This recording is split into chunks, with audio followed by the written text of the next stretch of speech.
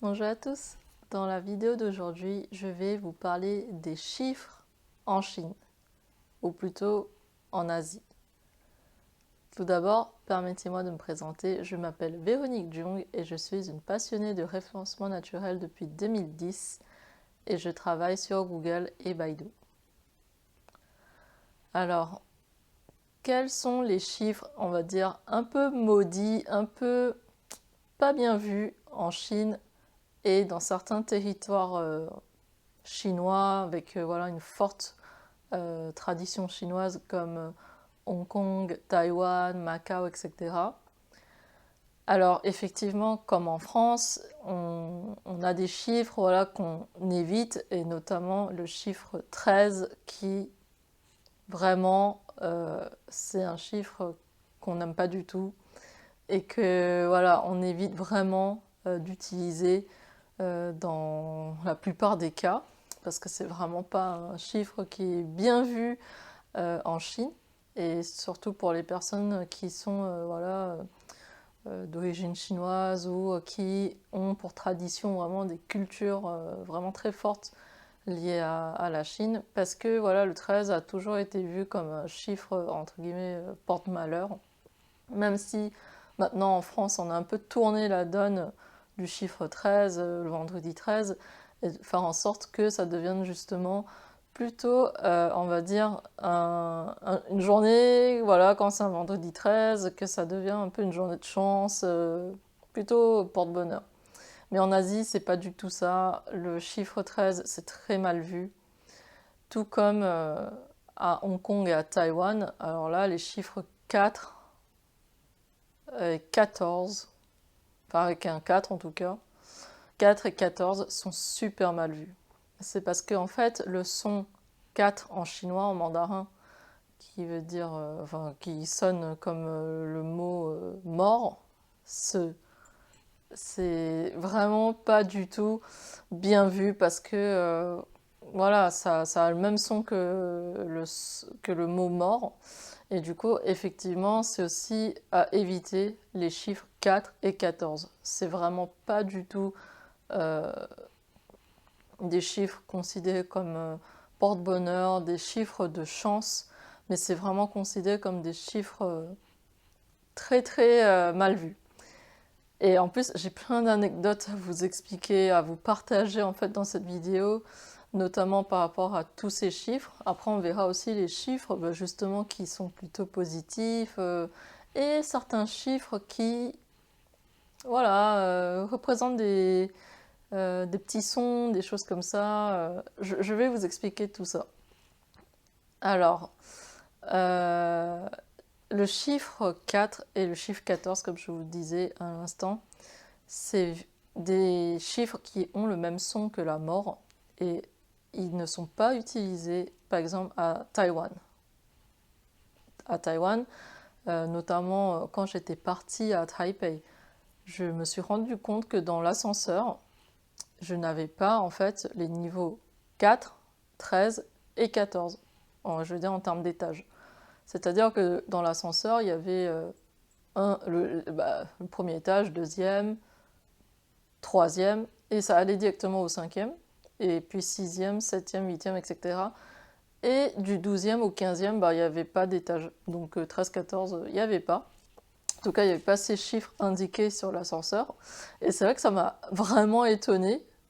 Et je comprends pourquoi aussi, parce que, comme je vous disais, j'ai été élevée vraiment dans une famille avec des cultures asiatiques très très fortes. Du coup, je comprenais que c'était lié à la superstition et que c'était normal qu'il n'y avait pas ces chiffres dans l'ascenseur ou ces chiffres enfin, n'importe où. Les commerçants ne vont pas utiliser ces chiffres pour voilà, leur appellation dans leur marque ou autre. Et même une autre histoire très drôle, c'est voilà, quand je voulais acheter aussi un appartement, entre guillemets, quand je faisais des visites et tout, mon père me disait toujours, bon, évite le quatrième étage, évite le quatorzième étage, évite le treizième étage.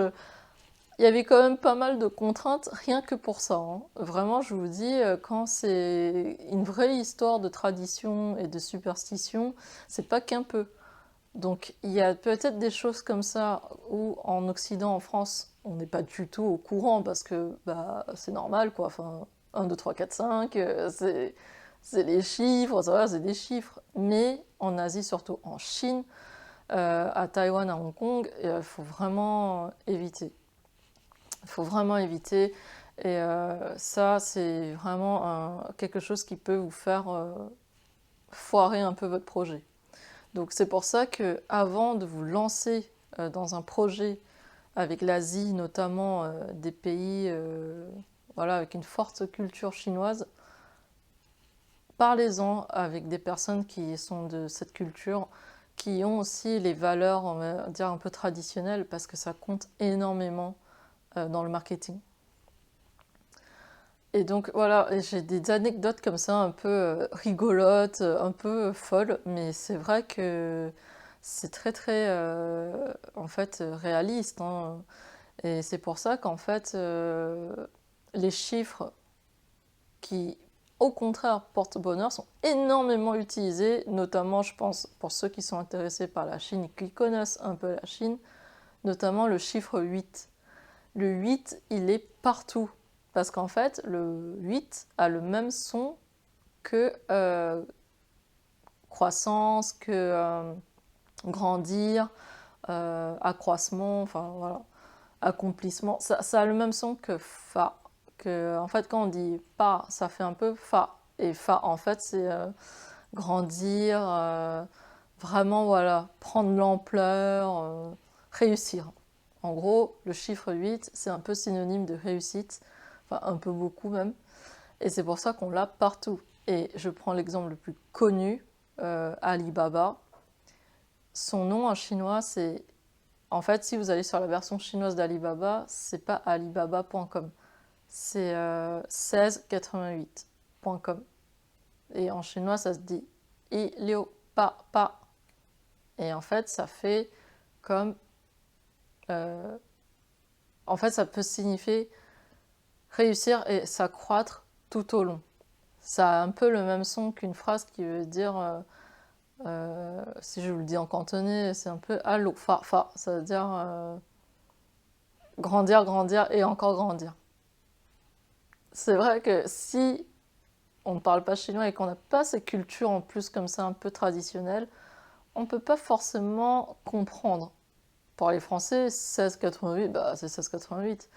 Mais parce que prononcer à la chinoise, et ceux qui sont chinois, enfin les natifs, ils comprennent tout de suite. Et donc c'est pour ça que le chiffre 8, lui, c'est vraiment un chiffre porte-bonheur et vous pouvez aller dessus. Enfin vraiment, là, il n'y a aucune contre-indication, mais il faudra même en mettre partout.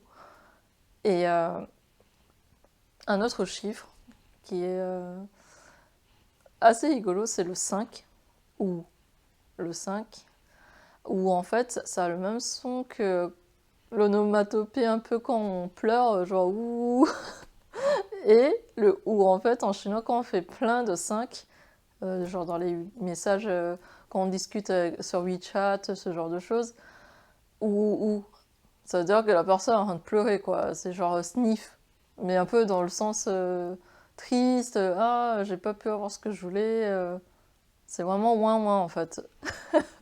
Je sais c'est assez marrant, mais voilà, c'est les chiffres ils ont en tout cas, les chiffres en Chine ont vraiment un sens. Et c'est pour ça qu'il ne faut pas les utiliser n'importe comment et il faut vraiment, vraiment consulter des personnes natives qui connaissent les valeurs et qui connaissent le marketing là-bas pour pouvoir choisir voilà, une marque avec un chiffre à l'intérieur par exemple et ne pas faire n'importe quoi. Et attendez, il y a aussi un autre chiffre, le dernier, le chiffre 9. Alors, dans l'ancien temps, en fait, la Chine, mais c'est vraiment ancien, s'appelait Chiozhou. C'est un petit peu... enfin, la signification veut dire 9, 9 continents. Les 9 continents. Et donc, le chiffre 9 a un peu pour signification la Chine. Parce que Chiozhou, c'est vraiment... voilà. Quand on dit Chiozhou, pour ceux qui sont au courant, de l'histoire de la Chine, c'est son ancien nom, son ancienne appellation. Et c'est pour ça que le Tuo, le caractère 9, représente la Chine. Et donc parfois il se peut que vous voyez des marques avec 89, 99, 89, parce que 8 et 9 aussi. Mais on essayera toujours de faire en sorte qu'il y ait un sens quand on combine les chiffres. Parce que en fait les chiffres ont un son, et ces sons représentent justement des phrases, des proverbes, voilà, des choses vraiment très belles. Et d'ailleurs Baidu, pour le coup Baidu, le Bai qui est devant, c'est 100 en fait, 100. Et ça vient en fait d'une poésie. Et dans une prochaine vidéo, je vais vous parler de mon ouvrage Baidu.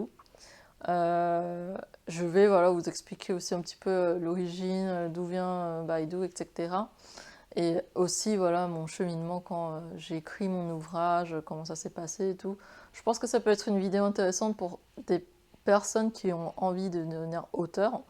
Donc oui, prochainement, je vous ferai une vidéo sur ça. Et je vous ferai aussi une vidéo sur les fruits en Chine.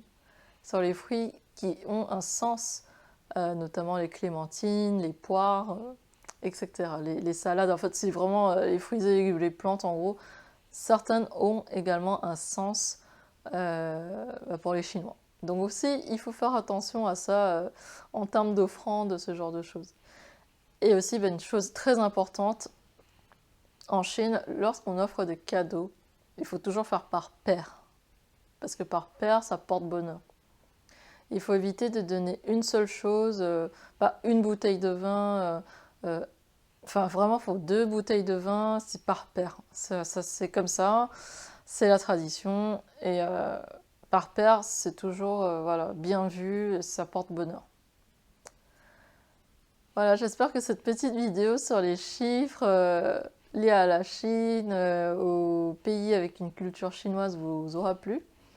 En tout cas, si ce type de vidéo vous plaise, faites-le moi savoir parce que j'aime bien aussi en parler. Parler des anecdotes que j'ai pu vivre moi-même, notamment quand j'étais à Taipei et à Hong Kong. Et voilà, ça me ferait vraiment plaisir de partager ces expériences avec vous. Je vous remercie beaucoup et je vous dis à très bientôt.